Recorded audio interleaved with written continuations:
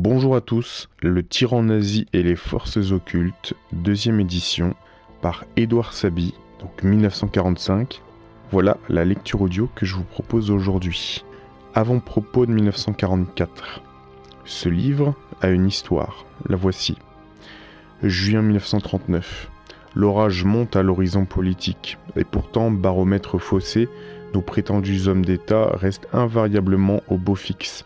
Fascinés par les illusoires accords de Munich, ils persistent dans leur politique d'aveuglement. L'orage gronde, les menaces se précipitent, voici les signes avant-coureurs. Malgré tout cela, rien encore n'émeut nos parlementaires. Bien que plus perspicace, la foule est cependant abusée. Les consuls veillent, pense-t-elle, ils sont tranquilles, donc tout va bien. Encore quelques mois, et elle va se trouver plongée dans le drame le plus tragique de toute son histoire.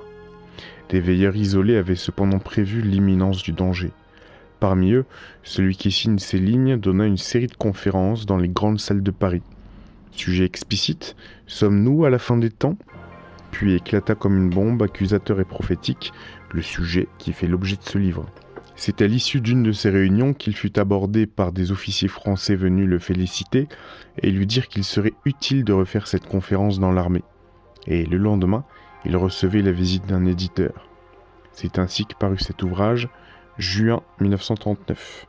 3 mois plus tard, le monde entrait dans la guerre et la France était à la pointe du combat. 2. Décembre 1940, le petit jour. On sonne à ma porte. La Gestapo est là. Vous faites de la propagande anti-allemande. Je fais de la propagande française. Avouez-le, vous n'aimez pas les Allemands ?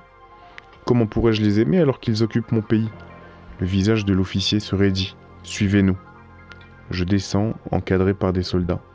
Le cherche-midi, 44 jours de cellule, jugement rue Saint-Dominique. Le procureur requiert contre moi 2 années de cellule en Allemagne. Plaidoirie. Les juges vont délibérer. Verdict, 1 an de prison pour propagande anti-allemande. Je sortirai de Fresnes le 31 décembre 1941. En quoi consistait cette propagande ? On m'accusera d'avoir proféré, au cours de mes conférences, des paroles blessantes à l'égard de l'armée allemande, d'avoir lancé des appels à la révolte.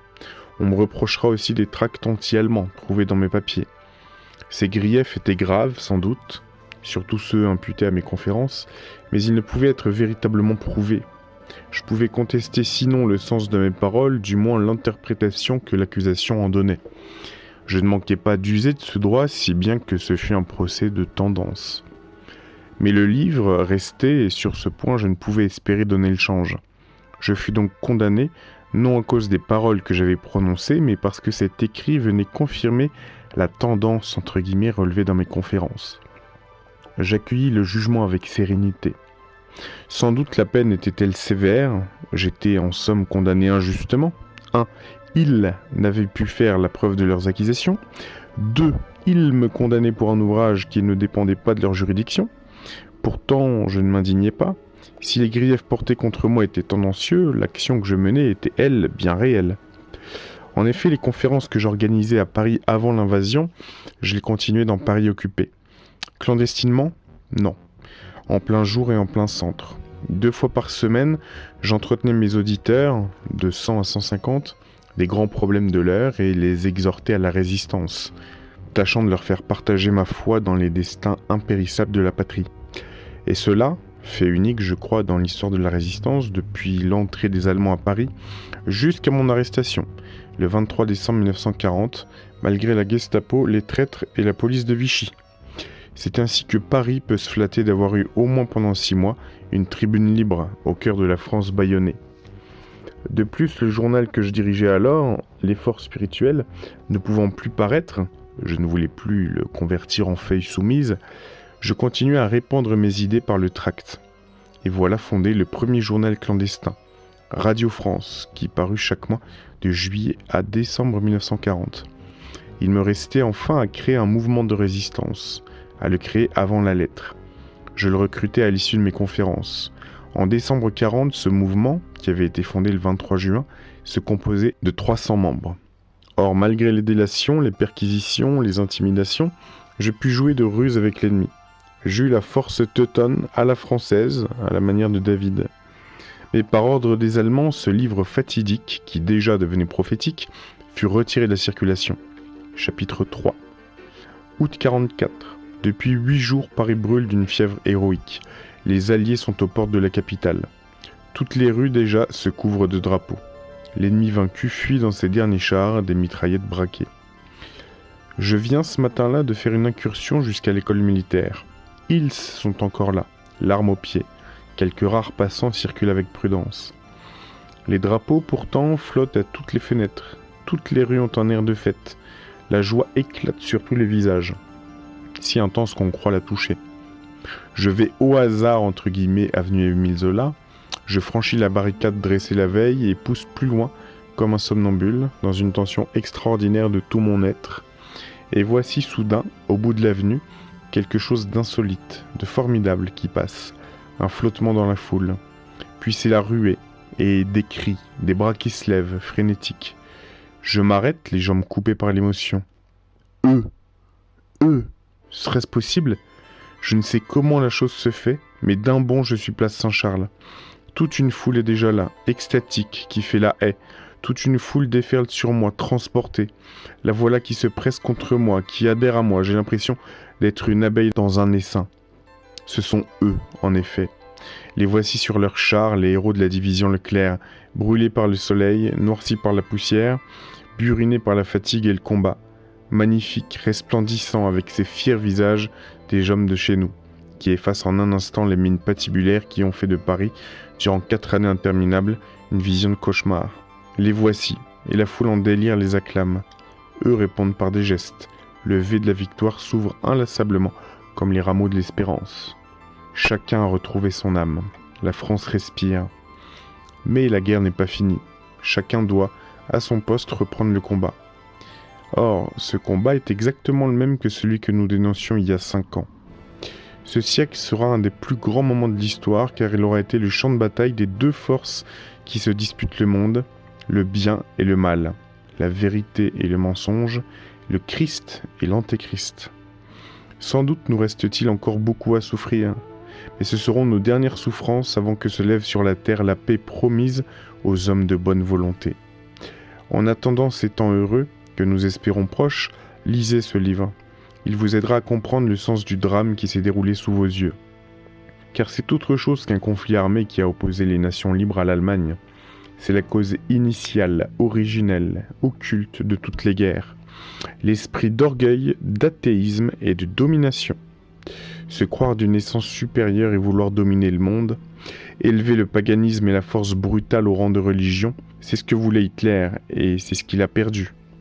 Mais ni l'orgueil, ni l'athéisme, ni l'esprit de domination ne sont spécifiquement allemands, bien que, dans ces derniers siècles surtout, l'Allemagne, ou du moins la Prusse, ait eu le malheur d'incarner ces forces funestes. Mais nulle nation n'est à l'abri de ces erreurs criminelles. Aussi vaincre l'Allemagne ne suffit pas. On n'aura rien fait pour la paix tant qu'on n'aura pas établi entre tous les hommes, entre tous les peuples, le règne de la fraternité. Et c'est seulement la justice sociale qui ouvrira l'ère de la fraternité universelle. La paix ne nous sera donnée que lorsque nous serons revenus aux lois de la conscience. Vaincre ne suffit pas, il faut d'abord se vaincre soi-même. Les armes s'émoussent. Seule la foi ne périt pas. Que le monde retourne aux lois morales et l'humanité sera sauvée. Nous ne disons rien de plus ici. Ce que nous proférions en 1939 dans un cri d'alarme, nous le répétons en 1944 avec la conscience du devoir accompli. Les faits depuis ont parlé. C'est pourquoi nous reproduisons cet ouvrage sous sa forme primitive. Exception faite toutefois pour 9 pages que nous avons supprimées, car elles ne répondaient plus au but que nous étions fixés. Mais j'achève cet avant-propos avec moins d'angoisse au cœur. En 1939, nous étions au seuil de la terrible épreuve. En 1944, nous aurons vu luire l'aube de la victoire. Et voici que sur notre drapeau s'imprime, enfin, un symbole mystique. La Troisième République est morte avec son régime matérialiste. La Quatrième République servira une France idéale, car elle sera spiritualiste. Si elle ne devait pas devenir cela, elle ne serait rien. Telle était hier la signification du conflit. Telle sera demain sa conclusion. 2 mystiques se sont affrontés. Et voici, après un combat apocalyptique, la défaite de l'Allemagne qui écrase en s'écroulant son mauvais génie, Hitler, et son emblème maléfique, la croix gammée, tandis que se lève dans une aurore indescriptible avec la France, ce Christ des nations, la croix de Lorraine, emblème de nos espérances, et Charles de Gaulle, incarnation de nos plus hautes vertus. ES, Paris, 1er octobre 44. Préambule. Ce livre n'est pas un pamphlet, mais une étude objective de la magie chez un peuple qui nous préoccupe vivement à cause de la pesée de ses armes sur nos frontières. À ce titre, la personnalité d'Adolf Hitler nous intéresse tout particulièrement. Les pages qui suivent ont été composées sans haine, mais aussi sans faiblesse. Nous avons écrit selon notre conscience et sur des documents d'une scrupuleuse exactitude. Il se peut que ce livre étonne, car sa matière est peu banale. En effet, si beaucoup d'historiens et d'essayistes ont étudié la vie et l'œuvre du Führer, de par son caractère exceptionnel, elle ne peut en vérité laisser personne indifférent. C'est surtout au point de vue politique et humain. Mais à notre connaissance, aucun ouvrage n'a encore été publié sur le côté mystérieux et l'action occulte d'Adolf Hitler, bien que ce côté soit incomparablement plus vaste et plus profond. Au point même que le Reichsführer apparaît comme une réincarnation de l'âme prussienne, encore tout enveloppée de paganisme, et en conséquence, agissant à l'instar des anciens mages, non de ceux qui annoncèrent le Christ, mais des mages barbares, amis des forêts et des eaux, adorateurs passionnés du dieu inexorable, Wotan. 1. Les ambitions germaniques. Nous ne doutons pas qu'Adolf Hitler ne représente pour ses concitoyens un surhomme. Du moins, il a redonné à son pays une confiance sans borne dans ses destins. Et cette confiance ne repose pas sur un programme, mais sur des faits. Depuis Adolf Hitler, le Saint-Empire romain germanique est en construction. Déjà l'Autriche est allemande, déjà la Yougoslavie devient allemande. Tout porte à croire qu'Hitler a l'intention d'absorber la Hongrie, la Pologne, la Roumanie, l'Ukraine et les pays baltes. Qu'est-ce qui pourrait arrêter ses ambitions ? Donc au point de vue germanique, Adolf Hitler est une sorte de messie. Mais ce n'est pas ce seul point de vue qui doit compter dans l'équilibre du monde. Il y a d'autres peuples, d'autres races, d'autres nations, d'autres ambitions que celles de l'Allemagne. Il y a toutes les autres qui veulent vivre, elles aussi. On n'est jamais un grand homme quand on élève sa puissance contre l'humanité. Le Führer chancelier ne peut même pas se dire grand allemand, puisqu'il ne sert pas l'humain total, mais seulement une de ses fractions exiguës, la race aryenne. Les redoutables dangers de cet état de choses ne sont que trop apparents, car depuis l'accession au pouvoir d'Adolf Hitler, le monde vit un mauvais cauchemar, entrecoupé de fièvre, et tout ce qui faisait le prix de notre civilisation, le christianisme, ne cesse d'être ébranlé par les barbares germains. Puisque la ruse succède à l'honneur, la persécution à la pitié, et contre l'abondance des grâces divines, apportées il y a 2000 ans par le Christ, la désolation, la misère et les guerres du paganisme. 2. La fin des temps. En vérité, nous vivons une époque dangereuse mais héroïque, celle d'une fin de génération que Jésus a ouverte et qui se ferme dans les temps présents.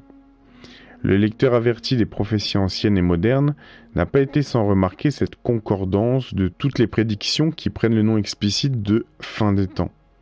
À cette époque, la nôtre, insistons-y, le monde sera dévoré d'angoisse et toutes les nations entreront en guerre les unes contre les autres. Ne sommes-nous pas en effet rongés d'inquiétude ? Les menaces de guerre ont-elles été jamais aussi vives et aussi constantes ? À tel point que si les nations de bonne volonté, entre guillemets, ne s'opposent pas au désastre, c'en sera fait de toutes les espérances humaines. Ne sait-on pas aussi que c'est de l'Allemagne hitlérienne que vient le plus grand danger ? Cette nation veut-elle vraiment la guerre ? Certainement non, car elle serait aussi impitoyable pour elle que pour les autres. Pourtant, elle joue un jeu dangereux et ne craint pas d'entretenir une psychose de guerre. Par ailleurs, elle a perdu son bon sens. Elle ne raisonne plus, elle frémit. Il n'y a plus en Allemagne de conscience individuelle. Le culte dionysien a vaincu le culte apollinien. Le Christ est déchu de ses droits et le paganisme triomphe. La vieille croyance allemande, dans le panthéisme divin, se trouve concrétisée dans son Führer. Elle ne voit que par lui, elle n'entend que par lui, elle ne vit que pour lui, et lui, mage habile et fort, la fanatise et la séduit. Donc ne demandons pas si l'Allemagne veut la guerre, car elle n'a d'autre volonté que celle de son Führer. Ce qu'il faudrait savoir, c'est ce que veut Hitler. Or, Hitler ne peut vouloir la guerre, son prestige n'y résisterait pas. Il se perdrait en perdant l'Allemagne. Mais vouloir est une chose, subir en est une autre. Et le Reichsführer paraît ignorer que l'on ne provoque pas impunément les forces occultes. L'histoire prouve que les apprentis sorciers ont toujours mal fini. C'est là le point essentiel sur lequel nous désirons nous étendre. Sans assurer qu'Adolf Hitler connaît clairement ses forces, nous devons admettre qu'il les emploie. Le danger allemand ne réside pas seulement dans la politique, les armes, les soldats et les alliés d'Hitler. Ce ne sont là que des choses subsidiaires. Le véritable, le redoutable danger est dans la force invisible qui se sert d'Hitler et le fanatise, comme lui-même se sert et fanatise son peuple. Cette force occulte, c'est la magie et ses redoutables pouvoirs. 3. La magie. Qu'est-ce que la magie ? C'est en 2 mots la science des ondes. La magie, connue et exercée dès la plus haute antiquité, repose sur la connaissance des corps subtils de la nature et l'art de s'en servir. Les mages savaient par expérience que l'éther est plein de force. Les unes physiques, émises par les corps en voie de désintégration, la chaleur, la lumière, etc. Les autres psychiques, émises par la pensée. Le grand art en magie était de savoir dûment penser afin de projeter des pensées actives. On y enseignait aussi quels gestes étaient les mieux appropriés pour aider à cette émission, en régler la fréquence, en assurer la puissance. Pourvu de cet enseignement et exercé par la pratique, l'adepte pouvait bientôt accomplir des actes magiques. Parmi les mages célèbres, rappelons Moïse et Salomon, puissants conducteurs d'hommes. Hermès Trismégiste, le 3 fois grand, considéré par les Égyptiens comme l'instructeur des arts et des sciences. La tradition lui attribue un grand nombre de livres secrets relatifs à la magie, à l'astrologie, à l'alchimie. La magie ne s'oppose pas à la science, bien au contraire, puisqu'elle a la préscience de l'infini et de l'unité. Mais elle domine de toute sa céleste grandeur la science étroite, routinière, orgueilleuse, prétentieuse et terre-à-terre d'aujourd'hui. La sagesse des hommes n'est-elle pas folie devant Dieu ? Enfin, c'est la magie blanche qui développera dans leur sens réel et définitif les mystères apparents de la nature, les ébauches actuelles de méthodes, de systèmes et de théories. Les mages avaient donné le nom d'égrégore aux forces pensées irradiées d'une volonté disciplinée. Et toutes ces pensées s'ajoutant les unes aux autres augmentaient la puissance de l'égrégore, qui devenait comme une sorte de réservoir psychique, où le mage puisait sa force et sa puissance. Petite parenthèse, je vous ai déjà parlé d'égrégore il y a quelques années dans une vidéo. Je vous disais, mais c'est quand même étrange que le candidat, exemple Sarkozy, Macron, etc., qui semble enregistrer le plus de haine à son égard, soit toujours celui qui est élu. Ben oui, c'est parce qu'il manipule les égrégores, et c'est là où il y a le plus d'énergie qui est mise, y compris dans la haine de l'autre, etc., que l'égrégore fait en sorte de manifester, eh bien, non pas le contraire, mais ce qui a manifesté le plus de force, donc la haine qui était à son encontre. Et c'est ce qu'il fait élire. Enfin, c'est un des exemples de l'utilisation de l'égrégore. Je continue. Enfin, il n'était pas sans savoir que le monde invisible est aussi habité que le nôtre. Il donnait le nom d'entité à ces mystérieux habitants de l'espace, avec lesquels ils entretenaient les plus étroits rapports. Cette fréquentation de l'occulte leur avait permis de comprendre que toutes ces entités n'étaient pas bonnes, et ils se défendaient contre elles à l'aide d'un rituel très compliqué. Mais la peine qu'ils y dépensaient ne leur coûtait guère, car si l'exploration de l'occulte offrait de graves dangers, entre autres celui d'exposer l'adepte aux forces du mal, ce qui malgré leur science n'allait pas sans risque. Petite parenthèse, je crois que c'est arrivé à Huysmans au XIXe siècle, qui s'intéressait à l'occulte et qui est mort dans d'atroces souffrances. Est-ce que c'était Huysmans ou je confonds avec Joséphin Péladan, ou alors il y avait une guerre psychique entre les deux? Je vous laisserai vous renseigner. Je continue. Ces entités pouvaient imposer leur volonté à certains hommes et les faire agir à leur insu, comme le magnétiseur, le sujet qui l'endormit.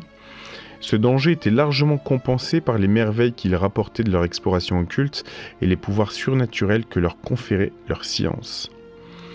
En effet, la science des anciens mages était infiniment supérieure à la nôtre. Ils employaient couramment des méthodes auxquelles nos savants modernes ne touchent qu'avec peine et incompréhension. Il suffit d'ailleurs de jeter un rapide regard sur nos sciences dites classiques pour s'apercevoir qu'elles ne sont qu'une branche vulgaire de la science magique. Qu'est-ce que le magnétisme, sinon l'émission physique et psychique du corps et de la pensée? Qu'est-ce que la radiesthésie, sinon la science des radiations ou corps subtils de la nature? Qu'est-ce que la physique, sinon une branche de l'hyperphysique des alchimistes? Qu'est-ce que l'astronomie, sinon une parcelle infime de la science des astrologues? Quant à l'action de la pensée à distance, elle est prouvée scientifiquement, telle qu'il appert des travaux de monsieur l'ingénieur Voyaume sur les rayonnements de l'être humain. Donc notre époque ultra-électrique, TSF, donc qui est l'ancêtre de la radio, télévision, radiesthésie, etc., tout entière tournée vers l'étude des radiations est par excellence magique. Certes, nos savants modernes repoussent avec horreur et mépris un pareil vocable, mais cela ne fait rien à la chose. Ils peuvent refuser l'étiquette, ils se servent journellement du produit. C'est ainsi que ce siècle fait de la magie comme M. Jourdain faisait de la prose. 4. Hitler et la magie. Quoi qu'il en soit, c'est parce que nous croyons, avec les anciens mages, à la puissance de la pensée et aux vertus du magnétisme, prouvées de nos jours même, que l'action d'Adolf Hitler nous paraît particulièrement dangereuse, nonobstant sa volonté de paix, car consciemment ou à son insu, il emploie avec méthode l'art magique. Donc déjà, et par cet art, il dispose d'une puissance considérable. Mais il y a plus grave. La magie, science des ondes, n'est pas une éthique, elle n'est pas morale en soi. Ce n'est qu'un des aspects secrets des phénomènes de la nature, comme la chaleur et la lumière sont des aspects évidents. L'art magique peut donc indifféremment dispenser le bien ou le mal. Tout dépend des desseins du mage. Cela est parfaitement connu en sciences occultes, où l'on donne le nom de magie blanche à l'action de la pensée animée par des raisons saines et pour des buts louables. Par exemple, l'amour de l'humanité est le nom de magie noire à la pensée qui tend à des fins contraires. Or, et pour revenir à Adolf Hitler, sans assurer qu'il veut sciemment le mal, nous devons avouer qu'il met en action des forces nettement mauvaises. Je fais une petite parenthèse ici, c'est comme une des dernières interviews là une des dernières dépositions recueillies par un juge, donc d'Epstein, qui est sorti hier, avant-hier, dans les 3 millions d'archives qui ont été déclassifiées. À un moment, le juge lui demande à Epstein si...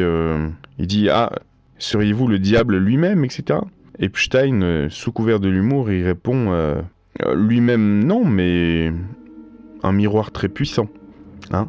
Fin de la parenthèse. Il est bien évident, par exemple, que l'amour de l'humanité est son moindre souci à Hitler. Rien ne compte pour lui que l'Allemagne. Or, centré sur ce dessein, sa pensée reste égoïste et s'accorde sur des forces de même nature. L'égoïsme n'est pas une qualité. Par ailleurs, et à mesure que nous entrerons dans le corps de l'ouvrage, nous rencontrerons chez le Reichsführer quantité de caractères qui s'opposent nettement à ce que l'on attend des vertus. Dans les pages qui vont suivre, nous mettrons en parallèle les actes du Führer et les prescriptions d'une saine morale. Le lecteur décidera alors de la qualité des pensées d'Adolf Hitler. Nous ferons suivre ce parallèle des enseignements du rituel magique, et devant la conformité des actes du Führer et des actions de magie, le lecteur sera obligé d'admettre qu'Adolf Hitler exerce ses fonctions de chef d'État comme un parfait initié. Exerce-t-il la magie à son insu, par intuition ? Est-il entraîné par cette pratique, à cette pratique par une école d'initiation ? C'est ce que nous aurons l'occasion de dévoiler au cours de ces pages. En tout cas et déjà, nous pouvons assurer que le Reichsführer exploite les ressources de la magie. Dirons-nous avec la même assurance de quel genre est sa magie ? Nous laissons ce soin au lecteur qui se prononcera après lecture de l'ouvrage. Quoi qu'il en soit, et si Adolf Hitler pratiquait consciemment ou à son insu la magie noire, il courait les plus grands dangers. Car qui emploie cette magie contrevient aux lois divines, si magnifiquement exprimées par Jésus, et se prépare à l'inévitable choc en retour, lequel détruit inexorablement l'agent du mal, fût-il conscient ou non. Or, sans insinuer que le Führer veut sciemment le mal, nous sommes bien obligés d'admettre qu'il met en action par ses théories des forces nettement mauvaises. À vouloir la plus grande Allemagne, il peut passer pour bon Allemand entre guillemets, cependant il s'oppose à la magie blanche, car ce n'est pas le bien de l'humanité qu'il veut, mais seulement le bien de l'Allemagne. Est-ce sans danger pour lui et pour sa patrie ? Ça me rappelle, petite parenthèse, une réplique dans Marathon Man avec Dustin Hoffman et Laurence Olivier, qui joue un vieux nazi qui veut récupérer des diamants de la Seconde Guerre mondiale. Et le vieux nazi, il dit toujours, quand il rencontre quelqu'un, il est parano, il dit « Est-ce que c'est sans danger ? Est-ce que c'est sans danger ?» Il répète comme ça. Chapitre 5, supplique à Hitler. Nous aimons l'Allemagne qui est la patrie de l'éternel Goethe. Nous haïssons le nazisme qui menace d'être le fossoyeur de cette Allemagne-là. Le Reichsführer comprend-il les dangers qu'il court et qu'il fait courir à son peuple en mettant imprudemment en action des forces occultes redoutables ? Peut-être alors, s'interrogeant plus profondément sur la qualité du Dieu qu'il dirige, et devant les menaces que cette force du mal accumule sur son destin, se détacherait-il de son idole pour revenir au vrai Dieu des hommes ? Du moins, dans son infinie bonté, le Père a-t-il voulu qu'une porte de secours restât ouverte au repentir, et nul n'est si engagé dans l'erreur qu'il ne puisse se reprendre et remonter vers la lumière. Puisse Adolf Hitler être touché par l'esprit de vérité et consentir un effort vrai en faveur d'une paix égale pour tous dans le travail et la liberté. Puisse-t-il se dégager de l'ennemi occulte qui l'habite et qui lui fait mâcher des paroles de haine ? Sinon, il faudrait admettre que cet homme, quelque farouche qu'il soit, n'est qu'une apparence, un être faible et sans ressort, proie inconsciente de l'esprit du mal qui se sert de lui comme un magnétiseur de son sujet. Il ne serait plus alors qu'un médium lâche et mou, fanatisé par les forces de l'esprit de destruction. Je vais faire une petite parenthèse ici parce que cette phrase-là, cet homme, quelque farouche qu'il soit, n'est qu'une apparence. Ça nous fait tout de suite penser à l'extrait du film Alice ou la dernière fugue de Chabrol. Je vous avais mis un extrait avec cet acteur fabuleux là, dont j'ai oublié le nom. C'est pas Pierre Vanek, non. C'est quand il explique à Alice la réalité des choses, il dit « Nous ne sommes que des apparences qui sommes là pour vous faire comprendre des choses. » Donc, est-ce que c'est ça le sens mystérieux de la vie ? Est-ce qu'on est dans une simulation ? Je ne sais pas. Dans une réalité holographique ? Je ne sais pas. Mais il semblerait qu'il y ait dans ce monde des apparences qui sont là pour quelque chose. Hein ? Je continue. 6. L'Antéchrist et la fin des temps. Nous répugnons à supposer cela, car le désastre qui menace l'humanité serait proche, et la fin des temps annoncée par toutes les prophéties aurait lieu inexorablement. Avec effroi, nous reprendrions l'œuvre de frère Johannes, qui prédisait lui aussi la fin des temps, pour notre époque, spécifiant qu'on la reconnaîtrait à ce fait qu'elle serait celle de l'Antéchrist.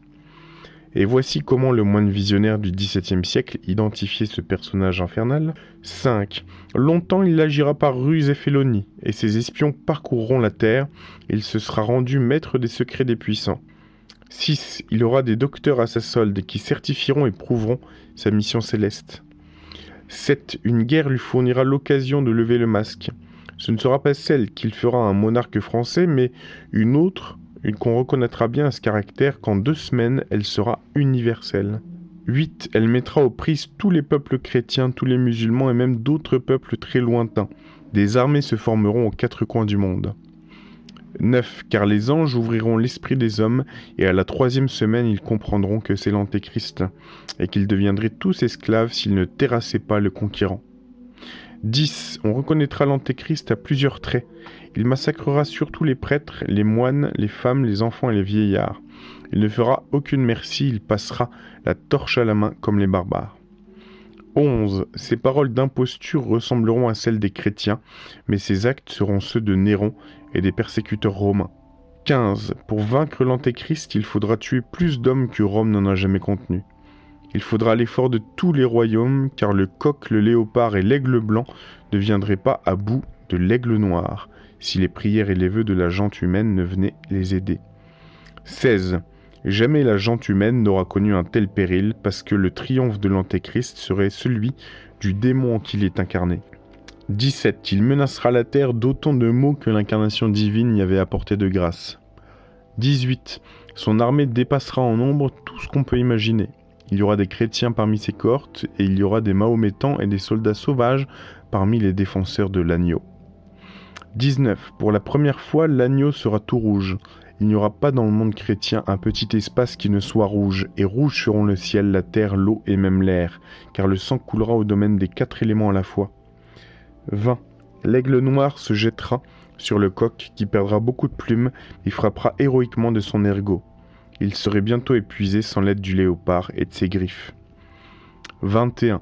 L'aigle noir qui viendra du pays de Luther surprendra le coq d'un autre côté et envahira le pays des coqs jusqu'à la moitié. 22. L'aigle blanc qui viendra du septentrion surprendra l'aigle noir et l'autre aigle et envahira le pays de l'Antéchrist complètement d'un bout à l'autre.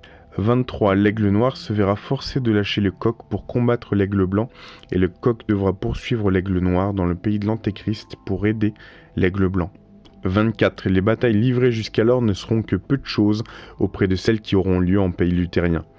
Car les 7 anges verseront en même temps le feu de leur encensoir sur la terre impie, ce qui veut dire que l'agneau de Dieu ordonne l'extermination de la race de l'Antéchrist.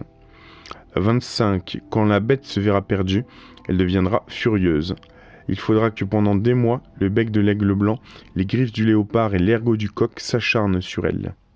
26. On passera des fleuves à guet sur des cadavres qui par endroits changeront le cours des eaux. On n'enterrera plus que les hommes très nobles, que les premiers capitaines et les princes, car au carnage fait par les armes se joindra l'amoncellement de ceux qui mourront de faim et de la peste. 27. L'Antéchrist demandera plusieurs fois la paix, mais les 7 anges qui marchent en avant des 3 défenseurs de l'agneau ont dit que la victoire ne serait donnée qu'à la condition que l'Antéchrist soit écrasé, comme la paille sur l'air. 29. Ce qui rend l'arrêt de l'agneau si implacable, c'est que si l'Antéchrist ne périssait point, le fruit de la rédemption serait perdu. 30. Les 3 animaux défenseurs de l'agneau extermineront la dernière armée de l'Antéchrist, mais il faudra faire du champ de bataille un bûcher grand comme la plus grande cité, car les cadavres auront changé la face du lieu, en le hérissant de chaînes de monticules. 31. L'Antéchrist perdra sa couronne et mourra dans la solitude de la démence. Son empire sera divisé en 22 États, mais aucun n'aura plus de maison, ni armée, ni vaisseau. 33. Alors commencera une ère de paix et de prospérité pour l'univers. Alors, petite parenthèse, 33, c'est l'âge du Christ quand il est mort, entre guillemets, mais c'est aussi le nombre de degrés maximum dans la maçonnerie écossaise, tout du moins. Voilà, est-ce que vous voulez que je vous continue la lecture de l'ouvrage la prochaine fois? Ça vous intéresse? C'est un ouvrage très rare, hein. Le tyran nazi, très très intéressant. Imaginez-vous qu'il a écrit tout ça en 1939, juste avant que la guerre éclate. Il avait déjà vu que Hitler était non pas un simple fou ou tyran, mais qu'il était mu par des forces magiques. Hein, et il disait tous les êtres qui utilisent ces forces finissent mal. Vous imaginez? Je vous dis à très bientôt pour une prochaine vidéo.